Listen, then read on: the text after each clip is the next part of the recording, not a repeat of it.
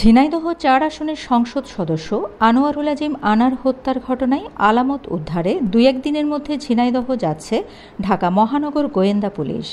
তারই ধারাবাহিকতায় ঝিনাইদহ জেলা আওয়ামী লীগের ত্রাণ ও সমাজকল্যাণ সম্পাদক কাজী কামাল আহমেদ ওরফে গ্যাসবাবুকে কাশিমপুর কেন্দ্রীয় কারাগার থেকে ঝিনাইদহ জেলা কারাগারে পাঠানো হয়েছে। ২৫ জুন মঙ্গলবার বিকেল ৩:৩০টার দিকে গাজীপুর মেট্রোপলিটন পুলিশের একটি প্রিজন ভ্যানে তাকে ঝিনাইদহ কারাগারে পৌঁছে দেয়।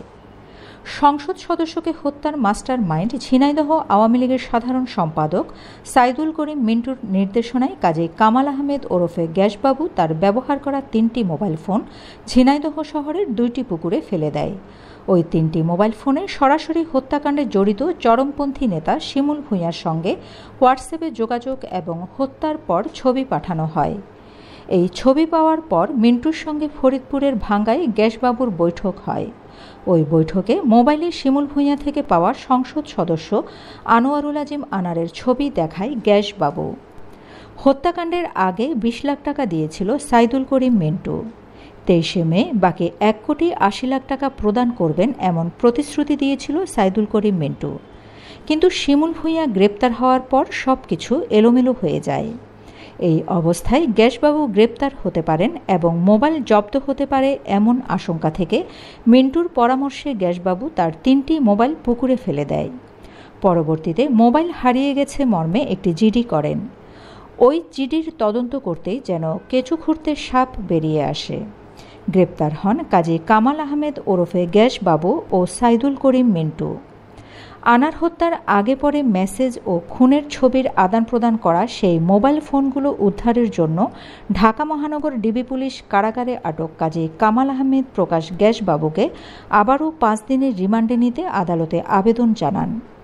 আদালত রিমান্ড না মঞ্জুর করে তাকে ঝিনাইদহ কারাগারে পাঠিয়ে একজন ম্যাজিস্ট্রেটের উপস্থিতিতে ১০ কার্যদিবসের মধ্যে পুকুরে ফেলা মোবাইলগুলো উদ্ধার করার আদেশ দেন।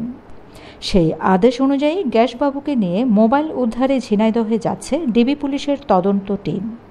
ঝিনাইদহের ওই ২ পুকুরকে ইতোমধ্যে নজরদারিতে রাখা হয়েছে। ২৫ জুন মঙ্গলবার দুপুরে রাজধানীর মিন্টু রোডের ডিবি কার্যালয়ে ডিএমপির অতিরিক্ত কমিশনার মোহাম্মদ হারুনুর রশিদ বলেন, সংসদ সদস্য আনোয়ারুল আজিম আনার হত্যার ঘটনায় গ্রেপ্তার হওয়া ঝিনাইদহ জেলা আওয়ামী লীগ নেতা কাজী কামাল আহমেদ ওরফে গ্যাসবাবু আদালতে ১৬৪ ধারায় জবানবন্দি দিয়েছেন।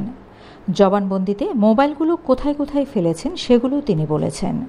তারই ধারাবাহিকতায় আদালতের কাছে আবেদন করা হয় বাবুকে সঙ্গে নিয়ে আলামত উদ্ধারের চেষ্টা করা হবে। হারুনুর রশিদ বলেন, গ্যাসবাবুকে সঙ্গে নিয়ে একজন ম্যাজিস্ট্রেট সহ মামলার তদন্তকারী কর্মকর্তাকে নিয়ে আলামত উদ্ধারে জোর চেষ্টা চালানো হবে। পানির মধ্য থেকে আলামত উদ্ধারে ফায়ার সার্ভিসের ডুবুরি দল ও জেলেদেরকে কাজে লাগানো হবে। আলামতগুলো যেন কেউ সরিয়ে ফেলতে না পারে সেজন্য আপনারা কোনো ব্যবস্থা নিয়েছেন কিনা জানতে চাইলে হারুন বলেন, এ বিষয়ে স্থানীয় পুলিশকে অবহিত করা হয়েছে, অবশ্যই সেটা নজরদারিতে থাকবে।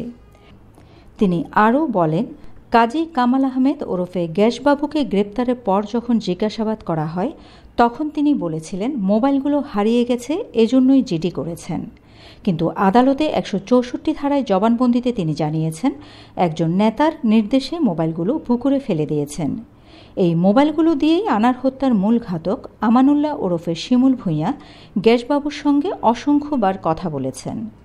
এছাড়া অসংখ্য মেসেজ তারা আদান প্রদান করেছেন।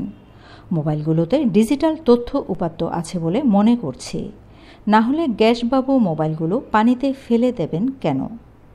মোবাইলগুলো পেলে মামলার তদন্তে অনেক সহায়তা হবে, সেজন্য মোবাইল উদ্ধার করা অনেক জরুরি।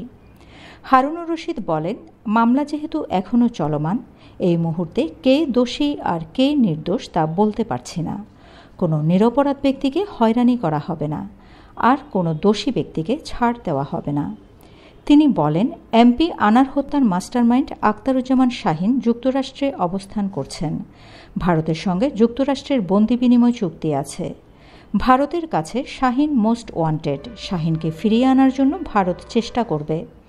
উল্লেখ্য, সংসদ সদস্য আনার ১২ মে ভারতে যান। পরদিন ১৩ মে কলকাতার নিউ টাউন এলাকার সঞ্জীবা গার্ডেনের একটি ফ্ল্যাটে খুন হন তিনি। ঘটনাটি প্রকাশ্যে আসে 22 মে। ওই দিন রাজধানীর শেরেবাংলানগর থানায় আনারের মেয়ে ডরিন অজ্ঞাতনামা আসামিদের বিরুদ্ধে অপহরণ মামলা করেন।